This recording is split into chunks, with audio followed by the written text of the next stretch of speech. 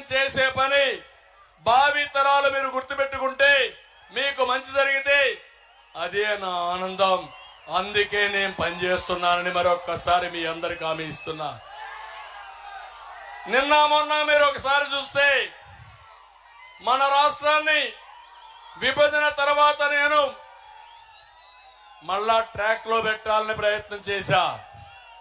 ఒక విషయం మీరు చూడండి, మొత్తం రాష్ట్రాన్ని మీరు చూస్తే విభజన రోజున తెలంగాణ తలసరి ఆదాయం మన తలసరి ఆదాయం 35% వ్యత్యాసం. నేను 5 ఏళ్లు కష్టపడ్డా, మీ తలసరి ఆదాయం తెలంగాణ కంటే పెంచా. 2 వ్యత్యాసాలు చూస్తే 27%కి తగ్గించాను. అదే నేనుంటే 15% వచ్చేది. ఇంకొక 5-10 ఏళ్ళు ఉంటే తెలంగాణతో సమానంగా 2 కూడా ముందుకు పోయేటివి. దుర్మార్గుడు కోటేశారు, 45% తీసుకెళ్లాడు.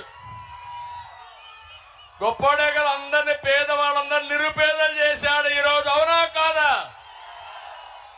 నువ్వేదైనా మంచి చేస్తే బటన్ నొక్కితే మీ జీవన ప్రమాణాలు పెరిగాయో?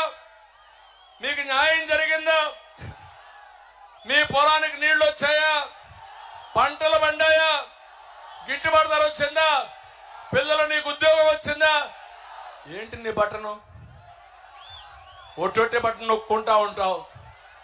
నువ్వు బటన్ నొక్కతానే నా కష్టాలు పెరుగుతా ఉంటాయి. కరెంటు మీద బటన్ నొక్కుతావు, ఏడొచ్చి బిల్లు కొత్తగా మళ్ళా ఇస్తాడు 10వసారి. రకరకాల పేర్లు పెట్టారు, నాకే అర్థం కాల. ఫ్యూయల్ ఛార్జ్ అంట, సర్ ఛార్జ్ అంట, ఎలక్ట్రిక్ డ్యూటీ అంట, పీక్ లోడ్ డ్యూటీ అంట.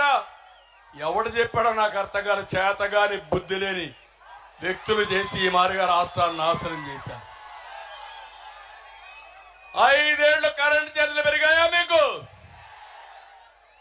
కరెంట్ అందుబాటులో ఉందా లేదా మీకు?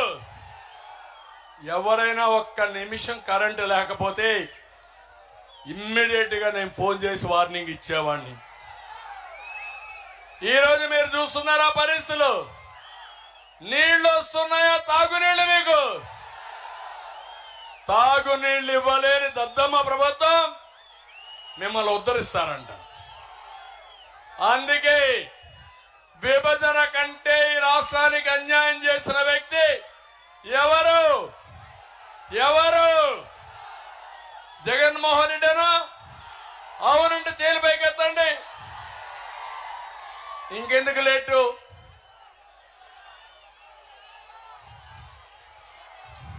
రేపు ఎన్నికల్లో 2 బటన్లు నొక్కాలి. ఒక బటన్ మాగుంట శ్రీనివాసరెడ్డి మీకు తెలుసు.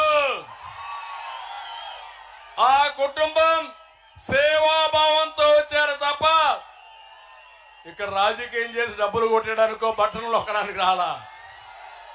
అవునా కాదా? వీరు గాని వీళ్ళ సోదరుడు గాని సుబ్బరామరెడ్డి గారు కూడా నాకు ఇప్పుడు కూడా గుర్తు. ఒక పద్ధతి ప్రకారం రాజకీయం చేశారు. 10 రూపాయలు సొంత డబ్బులు ఖర్చు పెట్టి రాజకీయం చేసిన నేతల వాళ్ళు. అందుకే ఒక బటను మాగుంటకు సైకిల్ మీద కొద్దండి. 3 పార్టీలు కూడా ఇక్కడ అఖండ మెజార్టీలో గెలవాలి. వెలుగొండ పూర్తి కావాలి.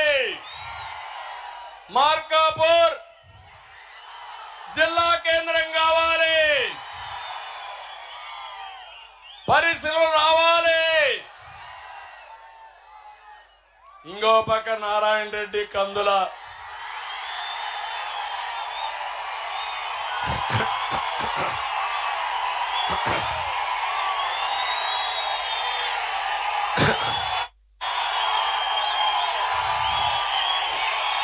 అనుభవం ఉంది, ఆవేశం ఉంది, కష్టపడతాడు.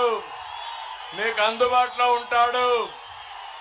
ఒకటే కోరుతున్నా, నేను కూడా సర్వేలన్నీ చేశా, మిమ్మల్ని అందరినీ అడిగానా లేదా? నేను ఈసారి కొంతమందిని పంపించి సర్వే రిపోర్ట్ తెప్పించా. నేరుగా నా వాయిస్తోనే IVRS అడిగా.